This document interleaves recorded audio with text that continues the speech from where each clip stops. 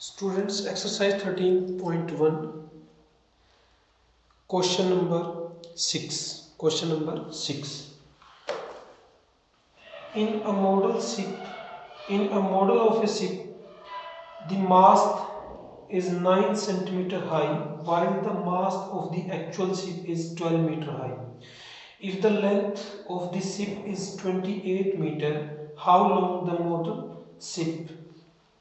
बच्चों, साइंस में या और भी बाकी सब्जेक्ट्स में हम मॉडल्स बनाते हैं किसी चीज़ का, तो आपने देखा होगा कि जो एक्चुअल चीज़ होती है जिसका आप मॉडल बनाते हैं वो मॉडल शिप से बड़ी होती है।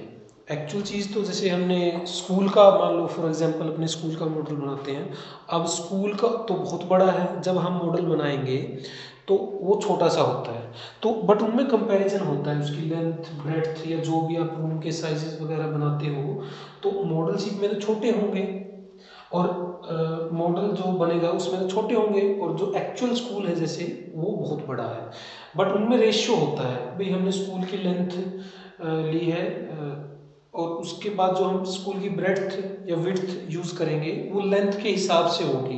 ये नहीं कि लेंथ तो हमने बहुत ज़्यादा ले ली और ब्रेड्थ छोटी सी ली है, तो वो रेशियो में होती है हर चीज़। यहाँ पे भी मॉडल है कि एक एक्चुअल शिप है बच्चों। शिप क्या होता है, जो पानी के जहाज होते हैं उनको शिप बोलते हैं, और उसकी उसका एक मॉडल बनाया है बच्चों ने, एक मॉडल बनाया, एक एक्चुअल शिप है, उनका कंपैरिजन दे रखा है बच्चों। यहाँ पे दो चीज़ों का कंपैरिजन होता है इस चैप्टर में, इस एक्सरसाइज में। तो जो मास्ट है, मास्ट होते हैं जो कपड़े के जैसे पताका टाइप या ऐसा कुछ होते हैं ना, फिगर में भी यहाँ पे दे रखा है, जो ये कपड़े से लगे हुए हैं मास्ट है। वो एक्चुअल शिप की तो है बच्चों 12 मीटर। एक्चुअल शिप की जो मास्ट है वो 12 मीटर है, ये मीटर में दे रखा है यहाँ पे, और मॉडल शिप में सेंटीमीटर में दे रखा है। ऑब्वियसली मॉडल शिप में तो छोटी होगी, तो वो मॉडल शिप में 9 सेंटीमीटर, यहाँ पे है 9 सेंटीमीटर। देखिए जो मास्ट है, जो कपड़ा से यहाँ पे फिगर में लगा हुआ है, पताका बोलते हैं उसको, वो मॉडल शिप में तो लगाई है 9 सेंटीमीटर की, जबकि एक्चुअल शिप में कितनी है 12 मीटर। ओके, अब उसके बाद क्वेश्चन है if the length of the ship is 28 metre. अब आप ये खुद उसके बाद है how long is the model ship. Model ship की लेंथ पूछी है बच्चों, जो कि मैंने यहाँ पे पहले लिख दिया, let the length of model ship is equal to x centimetre. Model ship के लिए हम यहाँ पे कितना लिख देंगे, x लिख देंगे, और जबकि एक्चुअल शिप की जो लेंथ होगी वो रखी है 28 मीटर। तो इस टेबल को हमने बनाया यहाँ पे। हर एक क्वेश्चन में अगर आप ऐसे टेबल बनाएंगे, दो चीज़ों का कंपैरिजन होगा बच्चों। एक चीज़ मान लो अपनी यहाँ पे लिख ली, दूसरी यहाँ पे लिख ली, इसके बारे में जो भी इंफॉर्मेशन है वो आप यहाँ पे इसके सामने बॉक्स में लिखते जाइए, इसके बारे में जो भी इंफॉर्मेशन है वो यहाँ पे लिखते जाइए। बिल्कुल इजी क्वेश्चन हो जाएगा। फिर आपको सिर्फ डायरेक्ट प्रोपोर्शन का जो फॉर्मूला है या जो मेथड है उसको फाइंड करने का, उसको इक्वल रखने का, वो आपको पता होना चाहिए। बस क्वेश्चन में सिर्फ कैलकुलेशन होती है और कुछ नहीं होता। अगर आपने सही से टेबल बना ली तो क्वेश्चन बिल्कुल इजी है।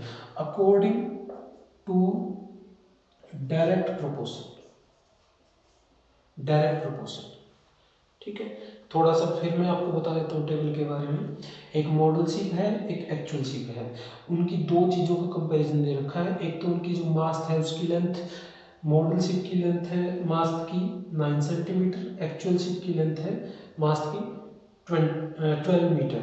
उसके बाद हमने मॉडल शिप की जो लेंथ है टोटल वो फाइंड करनी है बच्चों, जबकि एक्चुअल शिप की लेंथ कितनी दे रखी 28 मीटर। यहाँ पे एक चीज़ का बच्चों ख्याल रखना, कई बार वो यूनिट चेंज कर देता है। तो एक चीज़ की यूनिट मान लो जैसे यहाँ पे एक्चुअल शिप है, अगर ये मीटर में तो ये भी मीटर में होना चाहिए, अगली अगर कोई चीज़ कंपैरिजन में दे रखी तो वो भी मीटर में होनी चाहिए। मॉडल शिप इन दोनों की यूनिट अलग अलग हो सकती हैं, जैसे यहाँ पे सेंटीमीटर है, ये मीटर है, इसको चेंज, अब इनकी दिक्कत नहीं है अपने को, बट ये सारी सेंटीमीटर में होनी चाहिए, ये सारी मीटर में होनी चाहिए। अगर ये सेंटीमीटर तो ये भी सेंटीमीटर में होनी चाहिए। एक चीज़ की जो सारी की सारी यूनिट्स है वो सेम होगी, दूसरी की बेशक से अलग हो वो कोई इशू नहीं है। अकॉर्डिंग टू डायरेक्ट प्रोपोर्शन हमने फाइंड करना है मॉडल शिप की लेंथ। अगर एक्चुअल शिप की लेंथ फाइंड करनी होती तो यहाँ पे एक्स रख लेते, यहाँ पे जो वैल्यू इसके लिए रखी होती वो लिख देते। तो क्या होता है इसमें, इन दोनों की डिवीजन होती है बच्चे 9/12 और इक्वल होता है, इनका रेशियो इक्वल होता है। आपको बताया था डायरेक्ट प्रोपोर्शन वो होता है जिसमें दोनों चीजें सेम रेशियो में, या तो दोनों की दोनों इंक्रीज होती है या दोनों की दोनों डिक्रीज होती है। अगर ये कम होता जाएगा तो ये भी कम होगा, ये बढ़ता जाएगा तो ये भी बढ़ता जाएगा, और सेम रेशियो में होंगे, इसलिए हम इसको इक्वल रखते हैं यहाँ पे रेशियो को, x divide by 28। Okay, 9/12 is equal to x divide by 28। x की हमने वैल्यू निकाली है तो x को हम इधर ही रखेंगे क्योंकि ये तो न्यूमरेटर में है, और 28 को डिवाइड से किसमें लिखेंगे, मल्टीप्लाई में।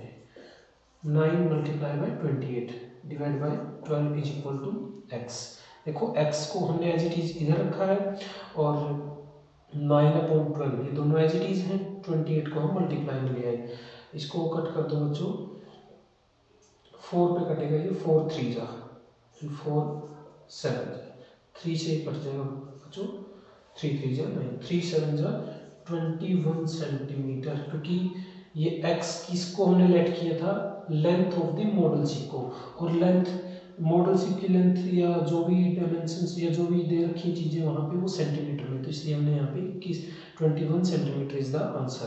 तो लिखेंगे length of the model ship is 21 centimetre. इतना सा क्वेश्चन है, मेनली है टेबल अगर आपने अच्छे से बना ली, उसके बाद सिर्फ आपको ये पता होना चाहिए कि दोनों का डिवीजन इज इक्वल टू इन दोनों का डिवीजन, फिर उसको सोल्व कर दो, इजीली आपके पास ये क्वेश्चन हो जाएंगे।